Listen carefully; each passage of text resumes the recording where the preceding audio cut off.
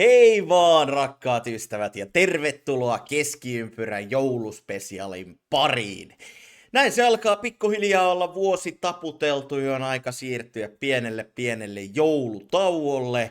Mutta sitä ennen kuitenkin vielä tämä yksi jakso. Ja perinteisesti viimeisten pari joulun aikana meillä on ollut Ruxi vieraana Keskiympyrässä, niin on tällä kertaakin. Ja jos muistatte, niin Ruxihan on tietysti katalaanipelaaja, toppari, joka pelasi Suomessa KTP:ssä, AC Oulussa, Interissä, Turussa ja hänen kanssaan tutustuin miehen pelatessa Suomessa ja sitä kautta myöskin ystävystytty, joten haluan ottaa hänet jälleen kerran mukaan tähän Keskiympyrän jouluspesiaaliin. Aika monen vuosi on ollut miehellä takana, koska hän aloitti tosiaan kauden vielä Yhdysvalloissa Tulsassa, mutta sieltä nopeasti siirtyi sitten Meksikoon ja Meksikossa jonkin aikaa pelattuaan, niin siirtyy sitten puolestaan Indonesiaan. Ja sinne otetaan yhteyttä, ja mies onkin tuossa jo linjan päässä, joten ei muuta kuin vaihdetaan kieltä englantiin, ja otetaan mies Ruxi mukaan suoraan Indonesiasta. Here we go, Mr. Worldwide. Ruxi, welcome to Keskiympyrän. Merry Christmas, hyvää joulua. Hello, hyvää joulua. I'm very happy to be here with you again in this special Christmas. I'm surprised that I still understand Finnish and I understood everything what you say. So yeah, still but not ready. Maybe someday not ready to do it in Finnish. but yeah, for sure we will have a great time. And I have many things to explain, you know. Yeah, it's really good to see you, because I think like a year ago you were here in Finland and we get to meet and have a few drinks and talk about football and life and everything. Now you are in Indonesia, so it's not so easy to travel back to Europe or Finland. But in general, how are you? Well, I'm good. I'm here now, spending the Christmas in Indonesia because we have games. And yeah, hopefully for New Year's Eve I have a chance to go to Spain, to go home. We will see.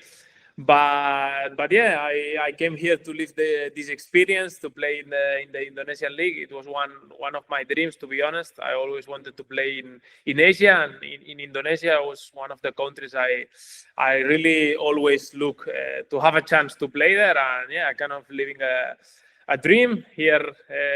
We are already in the middle of the season. I think now we have last game from the first round.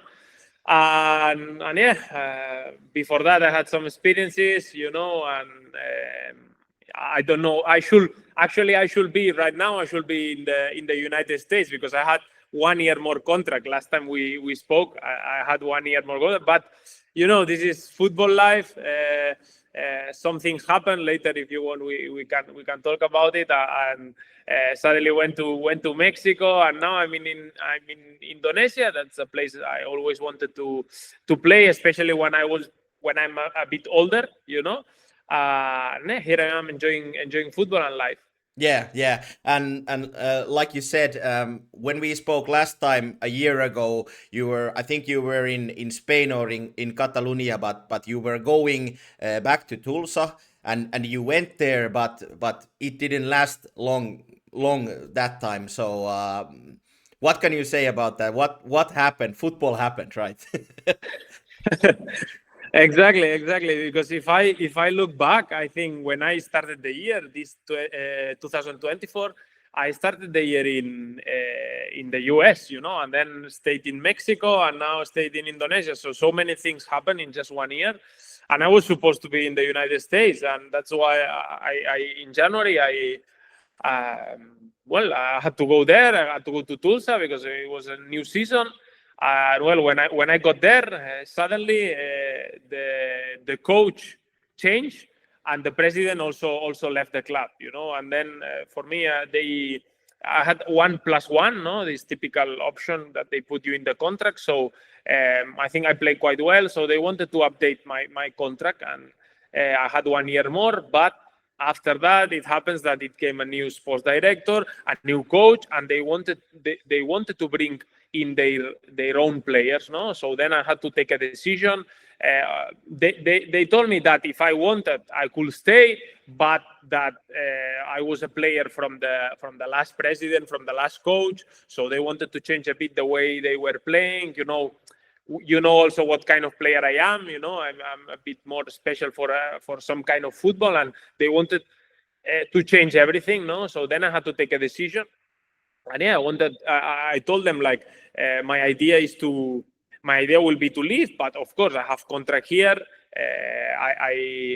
So I'm not going to leave for free. So we try to find an agreement. Obviously, I'm a foreigner, so in many countries the spots for the foreigners are quite limited. So it's not easy to for example have a foreign player that maybe you are not sure if you are interested on him or not. So we kind of find an agreement, and it was end of January. And well, I had this option to go to Mexico. It was to the second division, Mineros de Zacatecas, one quite traditional club in Mexico. And yeah, I knew the coach there, Nacho Castro, a Spanish coach. He used to know me from Spain, and from Catalonia especially. So yeah, I got a chance to go to play there, and well, I say why not? Why not? I wanted to play for this coach because I knew he was a good coach, and I wanted to try a bit the football in a country like Mexico. I have been always interested about how football is in countries like Mexico, Argentina, Colombia, all these kind of countries. And yeah, I was thinking, okay, I will go to Mexico, see how it's there, and also thinking a bit about my future, preparing a bit for coaching later. I think it will be a great experience, and it was. I went there I think it was everything really fast. I was in Tulsa, and after 2-3 days, I went to Mexico. And when I arrived to Mexico, after 3 days, I was playing, and it was so I kind of have pre-season there in Tulsa, but I went straight in. I remember it was a game in Tepatitlan de Morelos, I think is the name. And half time the coach asked me to go in, and I really struggled the first game, especially for breathing, because they play in altitude. So in many places they play around 2,000 meters above the sea.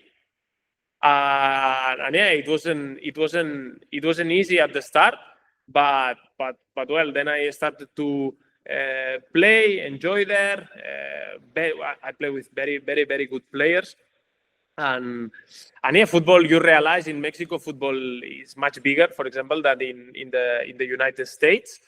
And yeah, I had fun there playing with this team. We were very offensive minded. We controlled the games. And yeah, the only problem in that league is that there's no promotion and relegation. So we were a bit in the middle of the table, trying to play we played the playoffs, but in quarterfinals we went out we played against Leones Negros. We played in Stadio, I remember, Stadio Jalisco, which was one stadium that they played the World Cup in Mexico. Incredible stadium, one of the best I play, or the best one maybe. And yeah, I had the chance to play in very nice stadiums and see how the football is in Mexico. That is totally different that how football is in Europe, for example.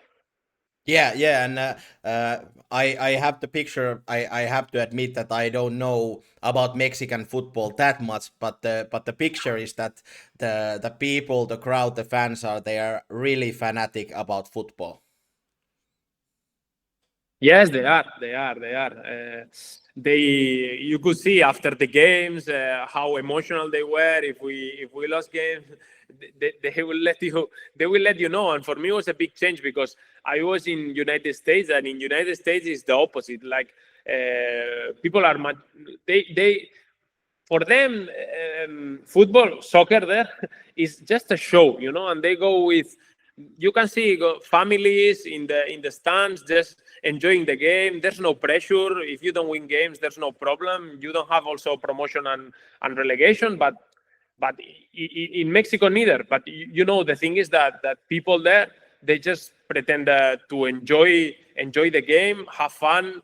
And I remember some games after we lost 3-0 at home, they would just say, "No worry, guys, next game, just try it again." And that was all. And then I went to Mexico, and that was totally different. Every time we lost or we didn't get a good result, people was tough, and they love football. They love football there. I remember going in Zacatecas, the city I was. Everyone will go with the shirt of the team. Everyone will know. I will let you know that next game we need to win.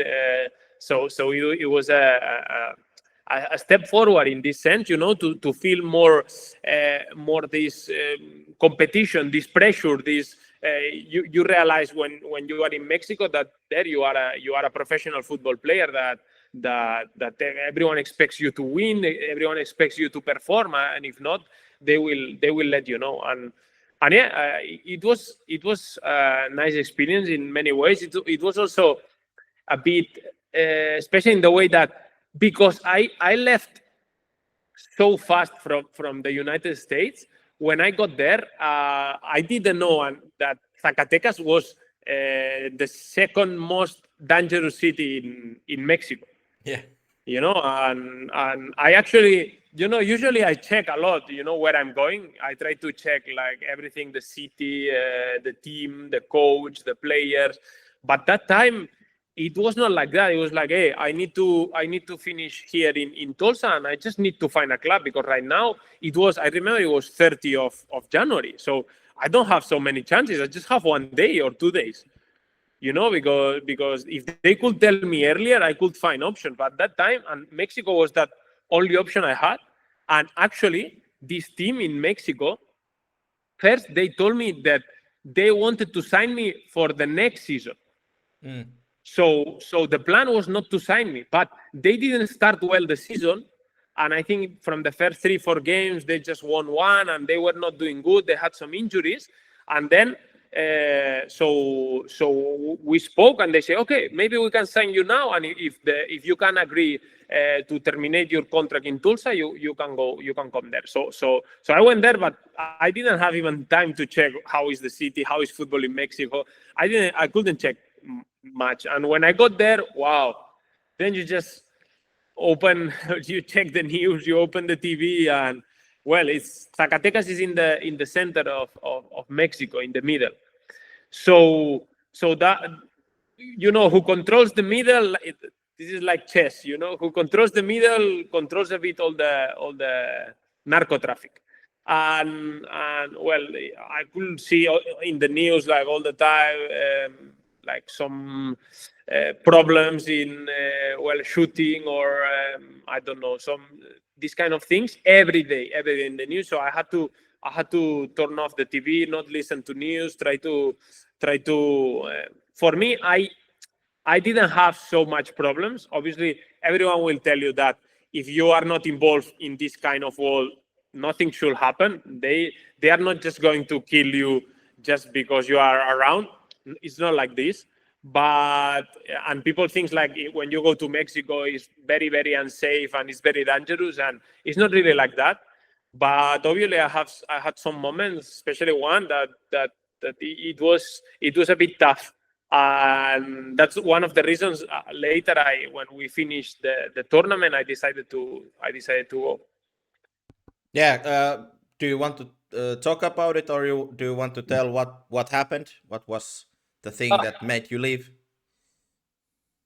Yeah, no, there were many reasons. No, one of the reasons was that I felt a bit stuck. Like, I mean, I tried the Mexican football. I was there 4 months. I played 12 games, and I enjoyed there. I see how the football is in Mexico, but I felt that if you cannot promote, it's difficult, because my dream will be playing the first division of Mexico, but it was not possible, and it's difficult. Being honest, it's very difficult to that a team from the first division signs you from the second division of Mexico, and I thought I was a bit stuck, and I was a bit tired of football. Also, I wanted to have long holidays, not think about football, and let's see what I find later. And also, I had one day we went with the coach to watch our second team.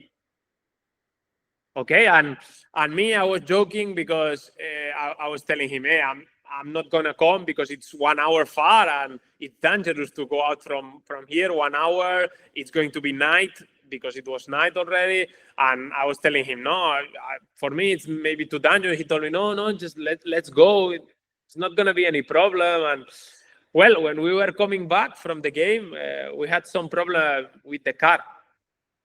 So you know all the problems usually I have with cars. Yeah. In Finland, in the US, everywhere I have had problems with the cars. But yeah, this one was especially tough for me, because we stopped in the middle of the road, and this road is the most dangerous road in all Mexico. It's from Zacatecas. It's the second most dangerous city to Fresnillo, who is the first one, or that's what they say down in the news. So when we stopped there, wow, I could see that some cars started to approach, from some small paths around. They started to come. Then they will just turn off the lights. Some motorbikes also coming, and I started to get very scared. The coach is funny, and he always likes to joke. And in that moment, he was joking, but me, I was not joking. I was like very scared. And suddenly after 5-10 minutes, one car stopped next to us, and asked what's going on. They just go out from the car, they check what was going on, and they were 2 narcos. I mean, I don't have proofs about that, but I know they were narcos. You could see it. And well, we were lucky. We were not just me and the coach. We were also with the analyst, and the analyst was from Mexico, and he said, no, we just had a problem in the car, nothing else. We just gonna fix it, and we will go. Don't worry. And they thought maybe we were doing exchanging some kind of drugs, because this is typical in this zone. And well, I honestly I got scared, and after that we all talked in the car when we were going back. Nothing happened, but it was an experience that I say, hey, here. And for me, I like to go alone. You know me, and many times I go alone with my car. I go to watch football games. I go to travel around. And in Mexico, I felt it was too dangerous. It was too dangerous to do kind of things alone. And I kind of, at some point, I felt scared. I felt scared, and I thought, I was not. This is not that you are like in the. You walk around the city and every week there's a shooting or something like that. No, it's not. It's not like this. But at some point I feel unsafe, and I decided to leave. And the club, I had still contract for a few more months, and the club wanted to keep me. But we spoke. I have very good relation with the sports director there. He's very good. And also the coach, I had very good relation, everything, and they tell me, hey, Ruxi, if you want to leave, there's absolutely no problem. We want to keep you, but and really I appreciated that, because not everyone does that, but because they can say, no, you have contract, you will stay here, and yeah, I think I could play for them, and I was actually in football, everything was okay, but I decided to move. And also I was getting a bit old in some way. I was already 29. I wanted to try other kind of football, especially I had in my mind to go to Asia, and that's how I got the opportunity. Now I can explain you a bit how this went.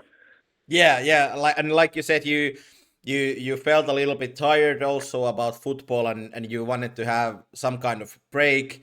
you went for a long holidays, and after that got signed to Indonesia, to Semarang. Yes, my idea, honestly, it was to go to Bali, to go to Indonesia. I have been there a few times. It's my place where I relax, where I enjoy. Life here is calm. Everything is so nice, and I have also one friend who lives here with his partner David Aro. I think you remember him. He used to play with me in Inter Turku. So he retired, and now he's living there. And yeah, so he told me about how good is life in Bali and everything. So I have been there a few times, visiting him and also staying there. And well, during these times I was in Bali.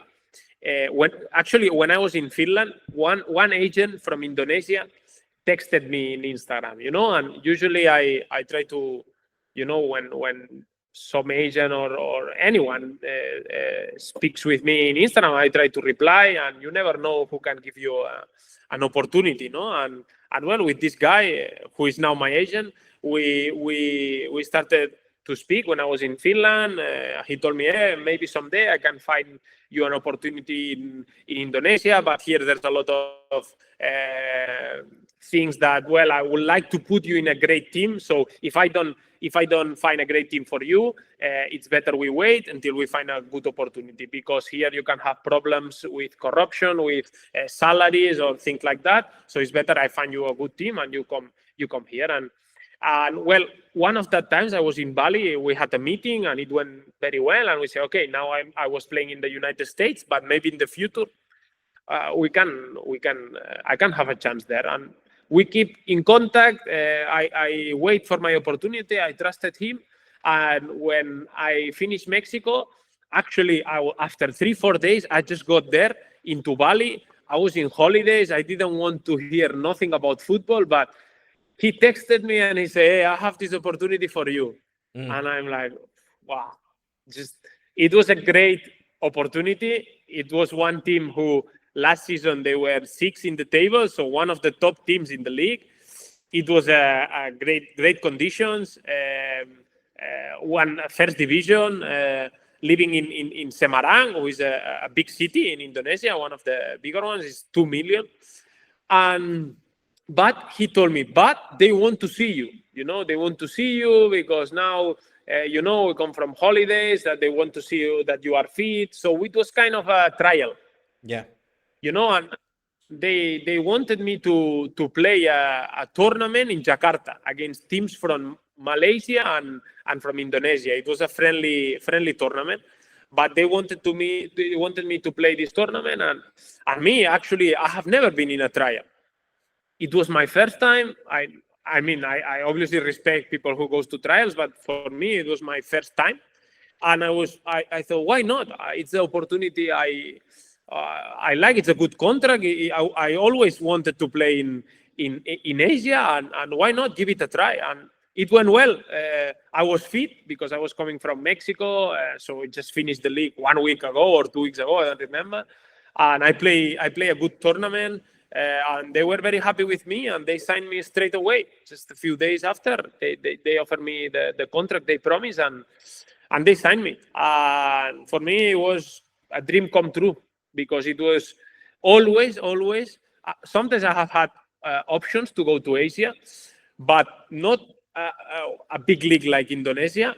And my plan has always been, even when I was in Finland, my plan was always, hey, when I'm 29, when I'm 30, 31, my idea is to go to play in Asia. I want to play it in Asia. I want to try this football, this culture, to live there, to play in front of big amount of fans. Because here football is so big. It's really big. They live for football and for religion. And here is like more than, I think, 300 million of people. So it's one of the biggest countries in the world. And of course, there's still a lot to improve, in the league. And there's I could explain a lot of things about the Indonesian football, but it's obviously improving, like many football around the world. But yeah, I had the chance to go there, and here we are. Yeah, and as we know, if we think about Indonesian football, of course, Indonesia is not like the best country in the world if you think about the national team or anything like that. But like you said, there are a lot of people and they are really fanatic about football.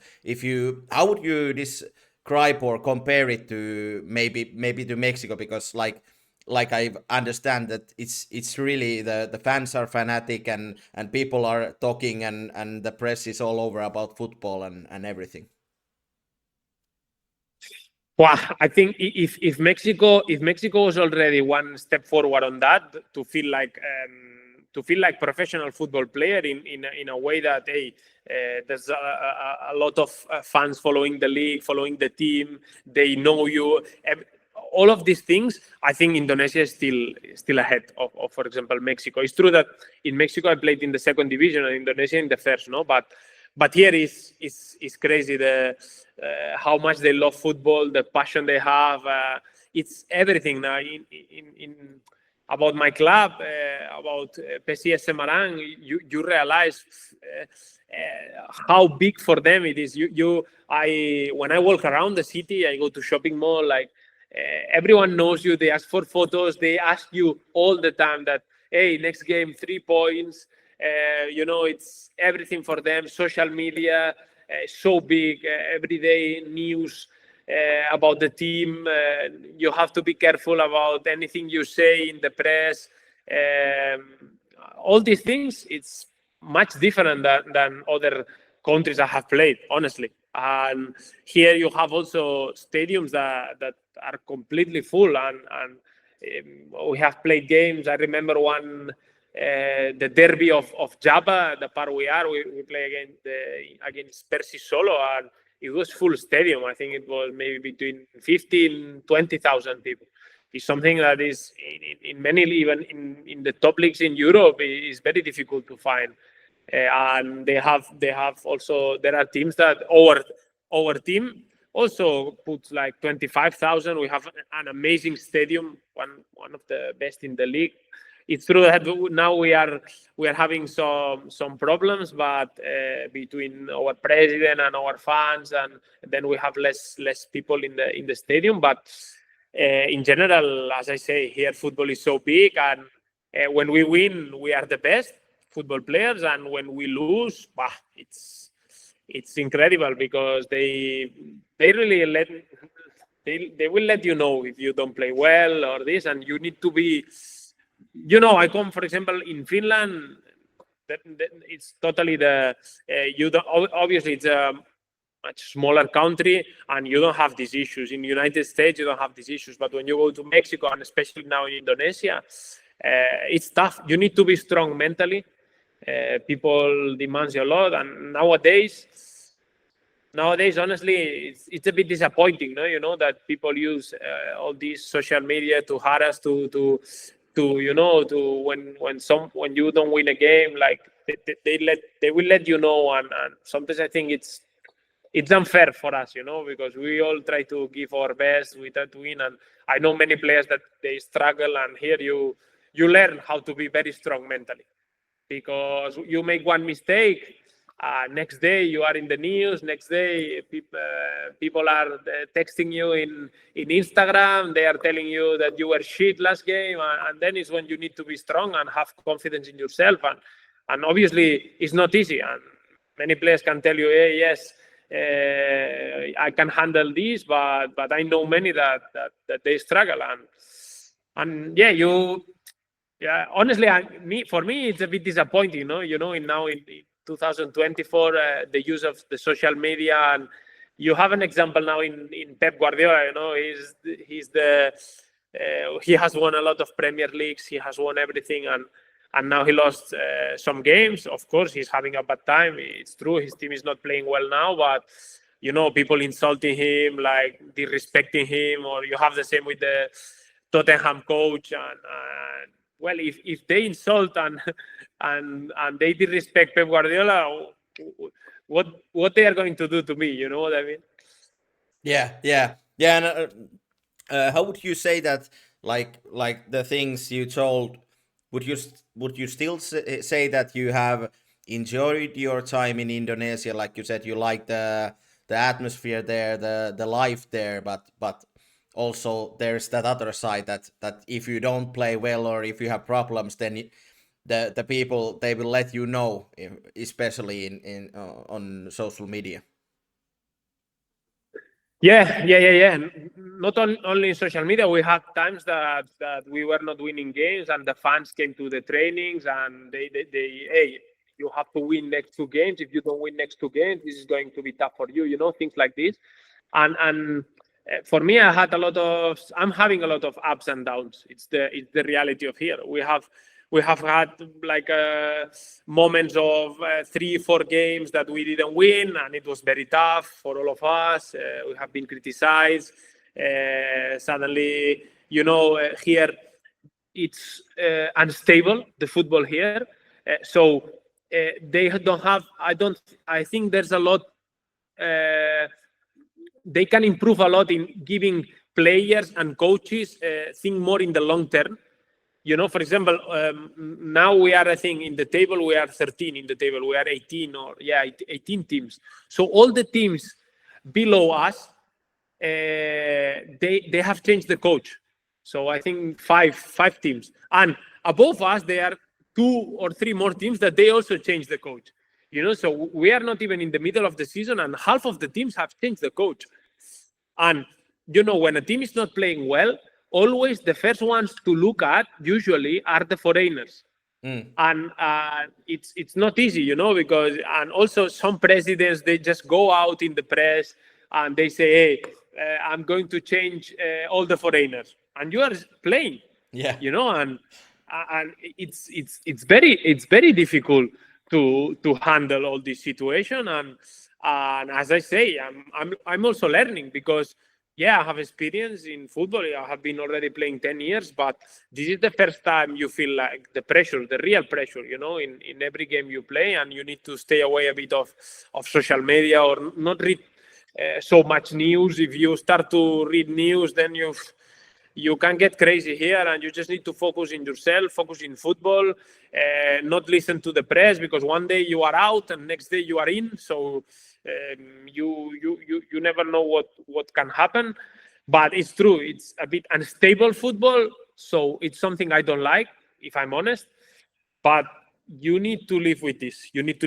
And there's also other very positive things. When we win games, as I say, when we win games, it's amazing. Like, they all love you. They will just ask for photos. They will tell you that you are doing very good. They will support you. They will send you messages, and it's very nice. And honestly, I one of the reasons I'm here is because life here is amazing. The weather is, now it's rainy season and it rains, but I go every day with flip-flops, 30 degrees every day during all year. So it's always sunny. Just now the rainy season, it rained. Now it's raining, but it's just a few months, and then during all the year is very good weather. And people think that Indonesia is not developed, and it's not true. You have here, for example, in Semarang, you have many restaurants, many coffee places, many great hotels. Like you have a lot of things like that you can live a very good experience. Life here is also so cheap, so allows you, for example, me, I have a great house here. I can live in conditions that maybe in Europe will be much more difficult to live with, because the as I say, the quality life here is much better than what I can maybe have in Europe. So there are also many positives. And as I say, playing in front of big crowds, it's also something I wanted to experience, and learning also a bit how is the football in Asia, because obviously every country has some differences between them, but you can know a bit how is the mentality here, how are the local players, and one of the reasons I'm moving around is to know also to live the football from inside, and then later, if I have to coach here, I know how this works. I know if if I don't feel I will have certain stability in Indonesia to coach, then I will not coach. Because if you are going to sack me after 3 games, why I should come here and then have in my CV, I have been sacked after 3 games. You know what I mean? Yeah. And you need to know where you go, the stability. You need to know the local players if you come to coach here, how to motivate them. And actually, I'm doing my thesis in psychology. I'm doing my thesis about that, no, about the preferences from players, about the coaching leadership. Let's say like this. And it's so interesting. I have found so interesting things because for example, in Asian countries, they need much more emotional support, social support, and then you go to, for example, I have been studying some researches in Norway, and in Norway, they need much more positive feedback, but they don't need social support. Well, you are from Finland, so you know a bit what I'm talking about. Yeah. So they don't pretend your coach to ask them how they are or to take care of them. No, they just want positive feedback while they are playing. So it's very interesting. And one of the reasons I come to countries like Mexico, Indonesia, is to continue learning about this. And because it's not only about leadership, also about coaching, about if you are talking more about tactics. It's totally different to coach in Finland, for example, than to coach in Mexico. In Finland, if you tell your players to do this, and this, they will do it. They will actually ask you that you give them more rules, that you tell them what to do, exactly what to do, and then they will do it. In Mexico, it was the opposite. If you tell too much the players what to do, they will tell you, hey, just leave me alone. Let me play. You know what I mean? And it's because of different cultures. And if you go to Mexico and you start telling to this player, hey, you cannot move from here. You have to play in this position and you cannot move much from there. You have to do this movement. You have to do this. You have to do this. The Mexican player will tell you, hey, they will talk between them and they will tell you, hey, coach, you are out. Let us play. You know what I mean? And it's like this. It's like this. So you need to learn, if you go to Mexico, how you need to coach there. And if you go to Finland, if you give them, just play, the players will look at you and say, hey, coach, we need you. We need you to give us tools, because you know how is football in Finland or in the Nordic countries, no? That the players need a bit more from the coach. They expect that the coach gives you some tools, gives you some rules to follow in the game. And that's one of the most interesting things and what I'm learning every day more and more. Yeah. I have to say that one of the greatest things when I talk to you about football, then I don't have to ask questions because you will speak a lot. But like you said, you've been and we know that you've been in many countries. The football in of course in Spain, Finland, Iceland, now US, Mexico, and Indonesia now. How would you describe the level of the football in the Indonesian league if you compare it to any other you played? Wow. Here the game is chaotic, totally chaotic. A lot of duels, a lot of fouls, a lot of red cards, just the games are very open, chances for both teams. I think I put it in my Twitter a few days ago. I say it's very entertaining. If you want to watch an Indonesian game, this is just chaos. It's chaos. The games are chaos, and it's very physical also. And they have kind of this mentality. I think because also here the many of the stadiums. So the stadiums are great, but the grass is not good in many stadiums. So it's difficult to play more football like in Europe, So, and there's still a tendency in Asia in general, but in Indonesia also, to sign very strong foreigners, like strong physically, I mean. So you continue to see in this league, I continue to see a lot of like center backs, like 2 meter center back, strikers like very, very strong. And this makes the football maybe less technical quality. Let's say, of course, there's quality. There's very good players in this league, and in this league there are also many Brazilians. They are, I think, it's the nationality. I think there in the league there are 55 Brazilian or 60 Brazilian. For example, Spanish we are 5. So imagine here they love Brazilians, and of course there's a lot of quality. But if I have to say the football compared to Mexico or to United States or even Finland is less tactical. It's more chaotic, more duels. There are a lot of players like I think there's still a lot to improvement in academies tactically. There's a lot improvement. Usually the Indonesian player is not a bad player physically, but sometimes it's like late in the duels, these kind of things, you know. And as I say here, with the VAR, even me, I got one red card few weeks ago with the VAR.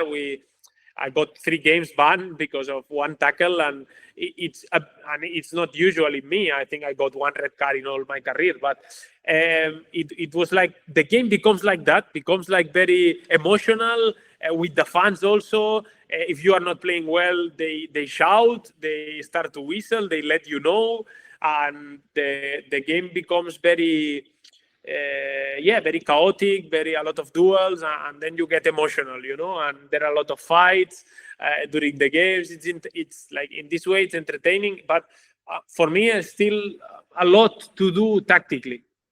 Yeah, and I think I saw a tweet from you, or was it on Instagram, that you are like you have been also playing on a different role that you used to play before.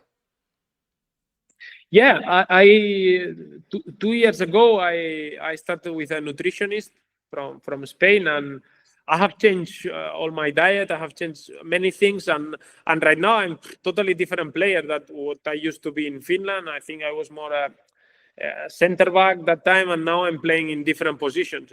Yesterday we had a game yesterday. I play center back in line of 3, but I ended the game playing as a right back because now I'm playing. Obviously, my right foot still continues to not be so good, but this is difficult to change at my age.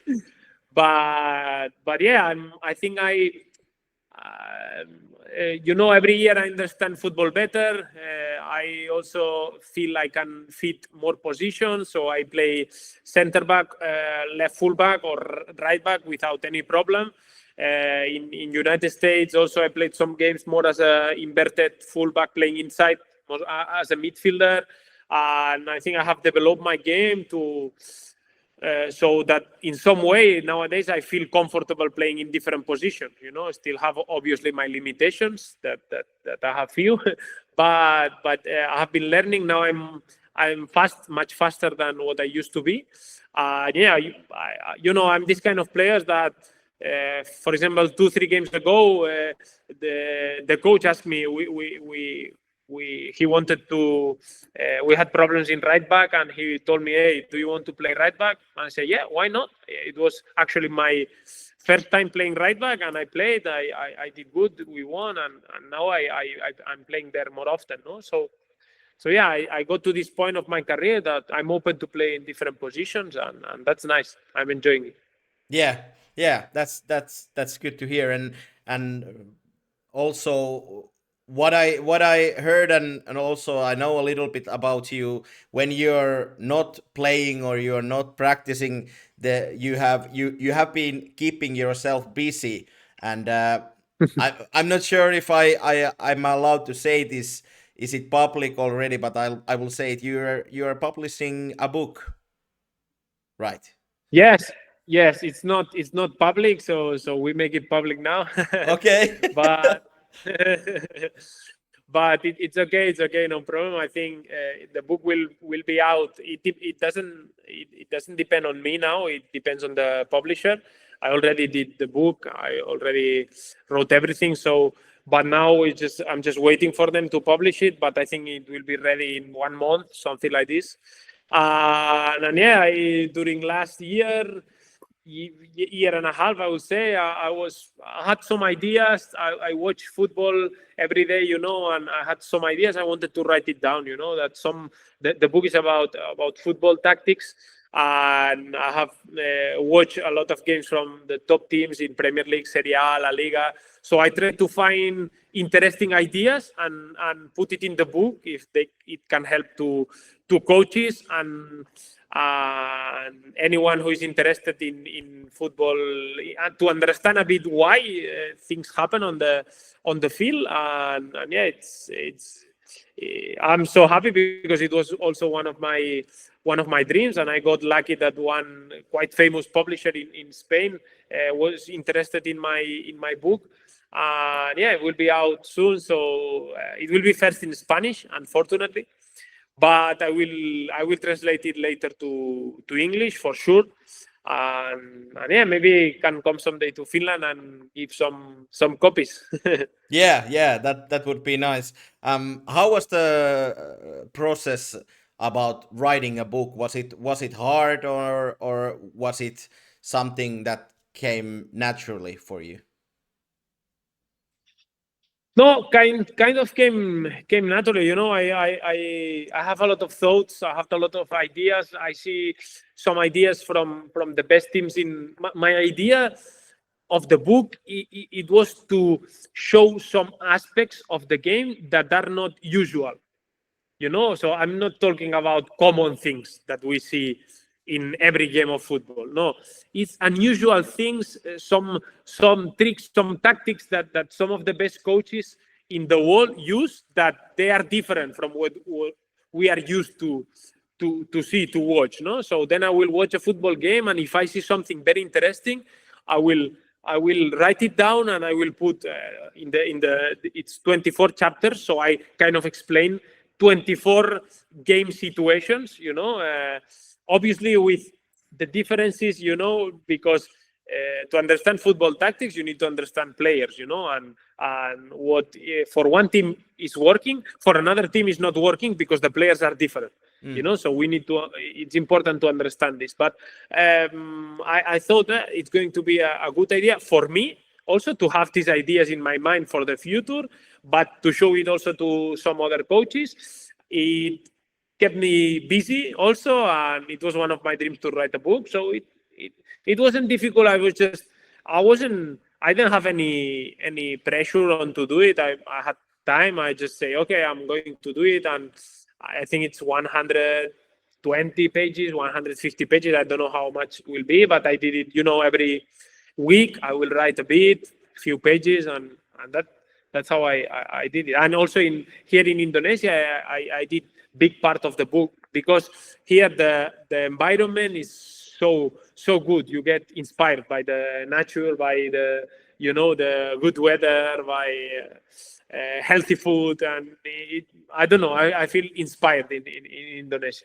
Yeah. And I think like every time we speak, and of course like here in Keskiympyrä and everywhere, we speak more about that you are becoming a coach, and you, I think the first time we spoke, you told me that you want to be coach at some point, a football coach, and this is again like a step towards that, the book. Yeah, totally. It's one of my ideas. Also, doing the book, my idea is to give that book to many coaches around the world, professional coaches with who I have some contact around the world, and that if they like it, maybe you never know. It will not be the first case that someone reads someone else's book and they give you an opportunity.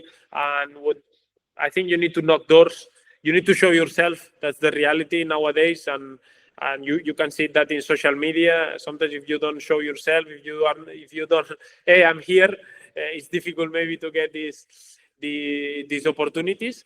And yeah, the book is one step forward on this, and I have in mind to write more books, honestly, but maybe one about my experiences in all the countries I have been. But we will see. I have also other ideas, because this book is basically about offensive aspects of the game. So I would like to do one of the defensive aspects of the game. But we'll see. Now, in my target in 2024 was to write this book, and the book is done. Just the publisher is working on it. So hopefully it will be out soon. Yeah, and well, like you said at some point that you are getting not I wouldn't say you're getting old, but you're 29. maybe you feel old already, but I would say that you still have years as a player. But how do you see at this moment, at this point when you're now in Indonesia playing, that do you still want to keep on playing? Do you still want to learn about other cultures in football, or do you have any, like, in that sentence, long-term plans? Yeah. I always have an idea in my mind of what I want to be. As I say, when I was more younger, I had in my mind, hey, when I'm 29, 30, I want to go to Asia to play. And I say that I'm getting old because it's the reality of football players. It's unfair, but when you start to get to your 30s, I'm going to be 30 soon in 3-4 months. And when you get 30, it's more difficult to find contracts. And still, I feel I'm fit, I'm healthy, so I don't have problems for that. But in the other hand, I would like to start coaching young. You know what I mean? Because I think obviously as a player, I have had a lot of limitations. I had injuries. I wanted to play maybe in bigger leagues, but I didn't have maybe the level. I wasn't good enough. Let's say like this. And well, as a coach, I will like to get as far as possible. The same a bit about football, and I think about playing. But I think if you start later, it's a bit more difficult, you know. But if you start younger, so right now my idea is to continue playing. Yes, a few years more. I don't know if it's going to be 2, 3, 4. I will see. I will see a bit how I feel. If at some point I feel also that I'm not good enough anymore, I will step away and then start coaching. If I get an opportunity to coach that is like, hey, I cannot say no, maybe then I need to step away. I will see. It's true that as a football player, the career is very short, and as a coach, I will have much more years. But at the same time, I don't want to start my coaching career at 37. That you understand what I mean, no? Because if then you need to start, and when you start, maybe you start and you don't get an opportunity in top level. I hope, but it's not easy like that. You finish your career and maybe you don't know. You maybe get an under 17, under 19 in a club. You don't get to top level, and then you need to promote yourself step by step. So yeah, I will, and also, you always need to have a plan B, because I've had 2 big injuries, ACL, when I was young. So you always have to be ready. You never know when this finish, because now I'm playing. Yesterday I was playing, and after 1 week in the next game, you have an injury and you are out for a long time, and then it's very difficult to find a team, and hopefully not, but you have to have also always a plan B, and my plan B is ready. I'm working on this, and I'm doing also, many other things to prepare myself, because for me it's very difficult to coach and play at the same time. I have tried. You remember when I was in Kotka, I did it. And when I was in Inter Turku, I kind of did it, but less. I was more assistant coach. But now I do individual analysis with some players who are in La Liga, in Premier League. I try to not help them, or yes, I don't know how to say, but we think about the game, we think ideas. I'm also learning from them, I'm actually not telling them what to do. I'm no one to tell them what to do and to tell a football player what to do. But we reflect on the game, we see their situations, and yeah, they are top players. They are playing in the some of the best leagues in the world, and all the work I have been doing in Twitter during these last years, it has helped me also to do this individual analysis with some players in top leagues. and I'm learning a lot on this, individual aspects of the game that maybe I'm not coaching, but I'm actually learning, and I'm actually trying to get better every day. That when I start coaching, it's not late, because if I start coaching, might be too late. That to learn many things. When you are already coaching, you have less time, maybe to do some coaching courses, to learn from other methodologies. I watch a lot of. I have access to some games in tactical camp, so I try to watch some of the ideas from the top managers from all leagues. So 1 week I will watch Tottenham games and see what they do. One day I will watch Ajax games and see the ideas behind and get my ideas. And from every coach that I observe as a player and also when I'm not playing, and I get new ideas. And with that, you consolidate a bit your game model, your idea as a coach. And from this coach, I like this. From this coach, I like this. From this coach, I like that. And that, from my experience, tells me that. And that's how you create a bit your playing idea. Yeah, and well, of course, people always want to hear names when you were talking about Premier League players or La Liga players. Can you drop any names that who are you working with or have done those player analyzing? I unfortunately I cannot say it because it's still not. No, but I'm working with an agency, like a sports agency. So they have some players, and they told me if I could help them in this in a bit in individual analysis. And yeah, it's not official, this agency, so I cannot do it. Unfortunately, I cannot do it officially. But they are, especially what I can say is they are young players that they started to play, so they don't have like a huge experience in the league, but they just started, and it's very interesting because they want to learn. And as I say, it's not me teaching them nothing, because I'm no one to teach them really. Just we reflect on the game. I tell them what I think, they tell me what they think, and here we try to improve every day both. So. Yeah, okay, I understand. Well, yeah, like you said, this year you started in US, you went to Mexico, and now you're in Indonesia. Do you think that what's the contract with you with Semarang? And of course football can happen again, like we saw earlier, but do you have any idea, are you still continuing there for a year, or what will happen? Well, watch out, because now we are in the winter market. Yeah.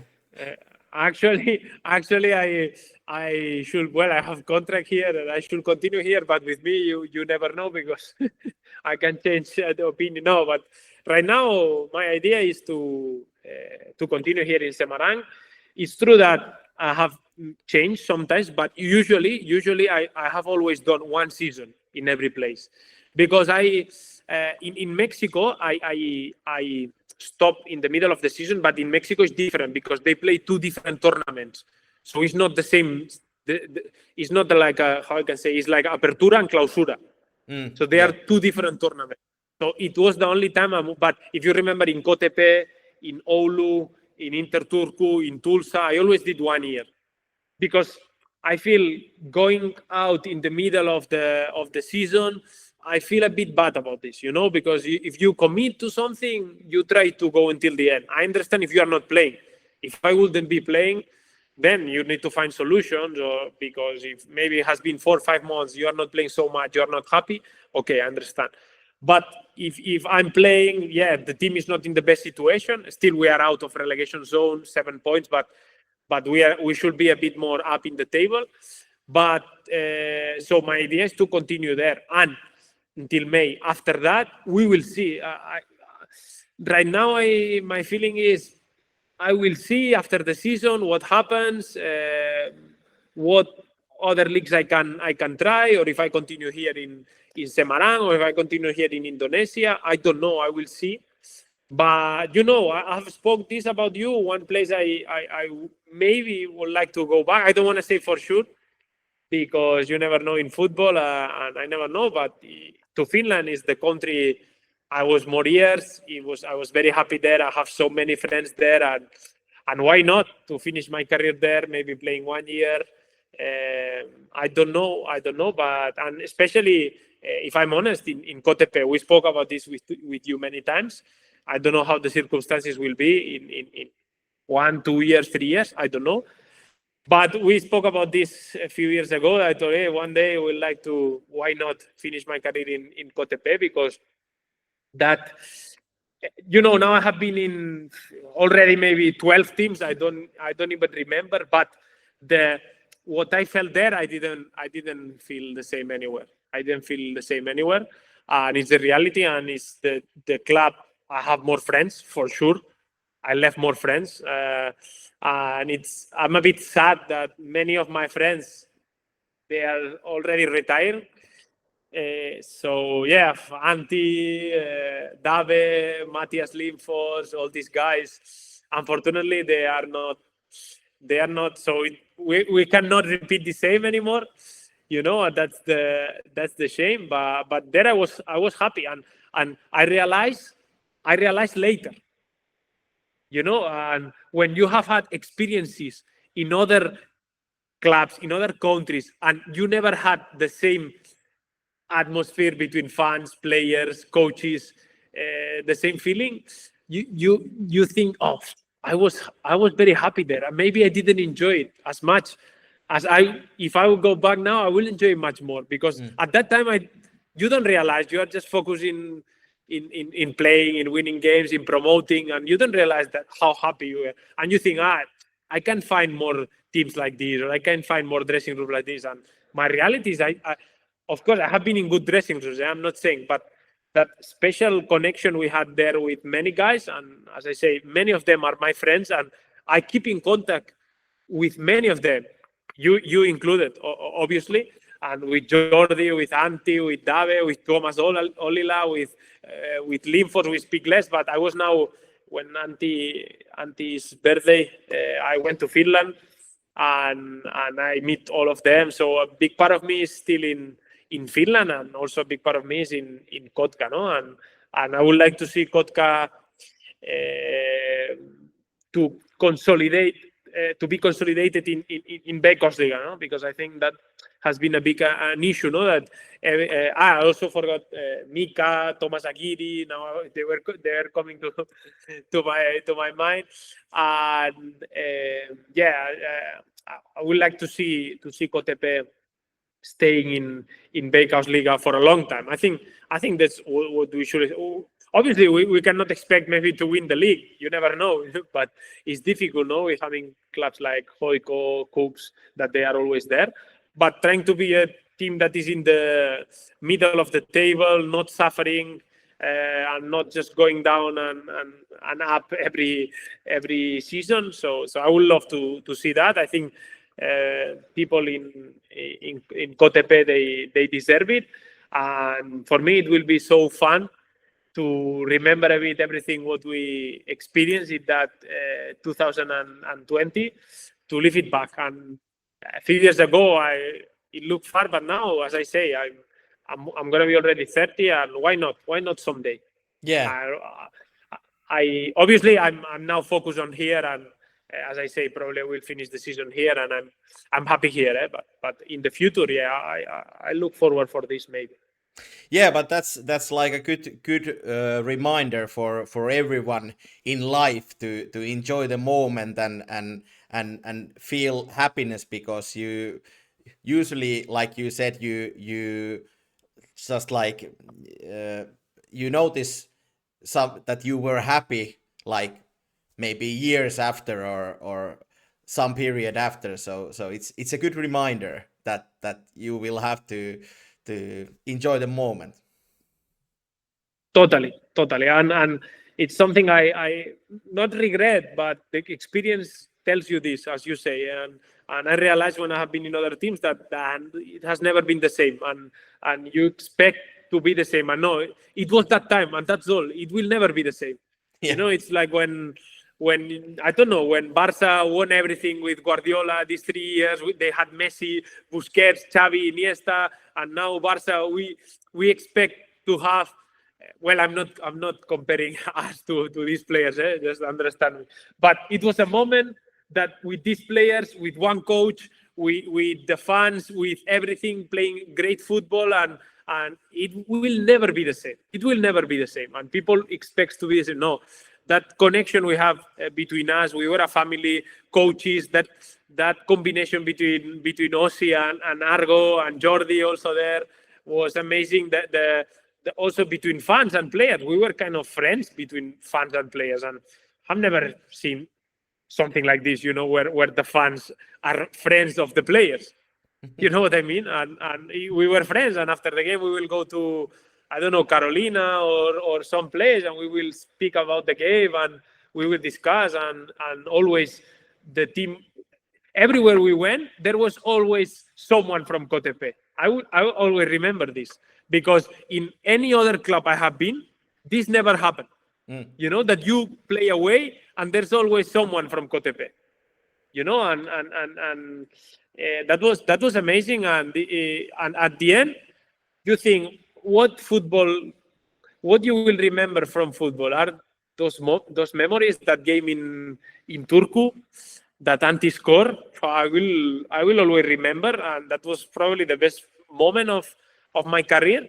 And also the friendship. The friendship is like, when they ask me what's the best of football, the best of football are the friends you make in the past. And in Cotepe, I made a lot of friends that I know now.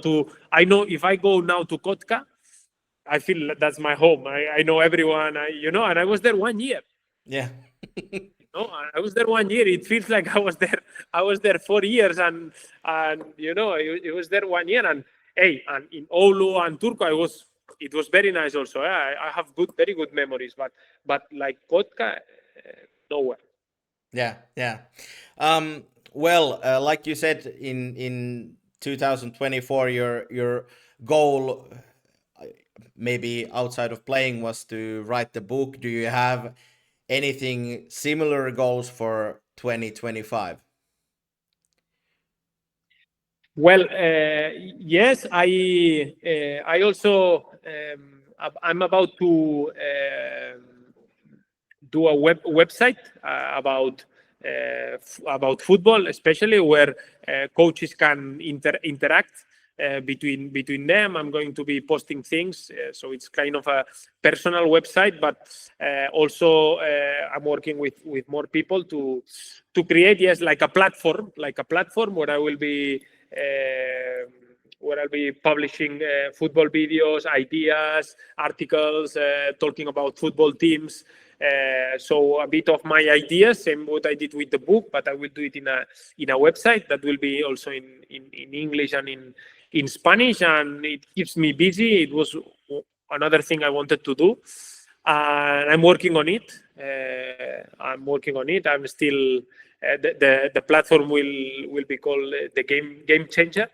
And I think it also will be out in 2025, maybe 1-2 months. Still working on it. So yeah, that was one of my targets. And yeah, the book is published. Continue learning about later on. Finish my degree in psychology, which I'm about to finish it, and continue living experiences in football, like the one I'm living now. That's my target for 2025. Yeah, that's a lot for one man. But Yeah. but I want to I like to say I like to call you as the Mr. Worldwide, and you're obviously keeping yourself busy, so not getting bored. Yeah.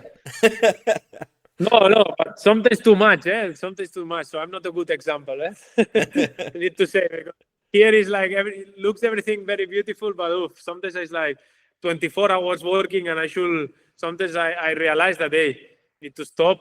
And here in Indonesia helps for this, because here people are calm, and sometimes I need to stop because I want to do too many things. I have too many ideas, and sometimes it's good to relax and enjoy life. Yeah, exactly. Remember that as well. But Yeah. hey, it was so good to see you even like this. I hope you get to come and visit Finland at some point, that we can meet face to face and have a coffee or whatever. And you're always welcome to our house and everything. You know that. And wish you all the best for Christmas. I'm sorry you have to. I mean, well, not have to, but you will be there in Indonesia for Christmas. But I hope that you will go back to Spain and to Catalonia and see your family for New Year's. So that would be, I think that would be nice for you as well. Yeah. Christmas here. We are in the middle of the competition, so we have game 29 of December. But hopefully New Year's Eve I'm home, and yeah, I'm so happy to be here today. I have so much connection with Finland still, and I feel like it's my second home, to be honest. Finland, I have so many friends there, and I'm always thinking, now I have few days, and I usually go to Spain, but I'm always thinking when I can go to Finland to visit, to go to Kotka, Turku, Oulu, and visit all my friends around. Helsinki also, and yeah, hopefully I can see you face to face. I'm quite sure in 2025 at some point I will come back again to Finland and visit so many people I want to visit. And it was great to be here and speak with you once again. Yeah, and we can already book for another one in the Christmas 25. We'll do it again, and let's see how your year was again. Let's see where I am. Let's see where I am. Exactly. Hey, Ruchi, all the best for you, and Merry Christmas again, and see you around, and call me. Answer my calls. Okay, I will try. I will try. Okay, thank you, my friend. See Thank you. See you. you, everyone. Goodbye. Thank you. See you. See you. Iso kiitos vielä Rutsille vierailusta Keskiympyrän jouluspesiaalissa jälleen kerran tänäkin vuonna. Ja nyt on aika julistaa myöskin Keskiympyrän osalta joulurauha, niin onkin. Diekon kanssa siirrytään täältä joululomalle ja palataan sitten ensi vuoden puolella. Hei, valtavan suuri kiitos teille, rakkaat ystävät, kaikille tästä vuodesta. Tammikuussa Keskiympyrä jälleen asiaa, mutta nyt ihanaa joulua ja hyvää uutta vuotta. Vai mitä, Diego? Joo.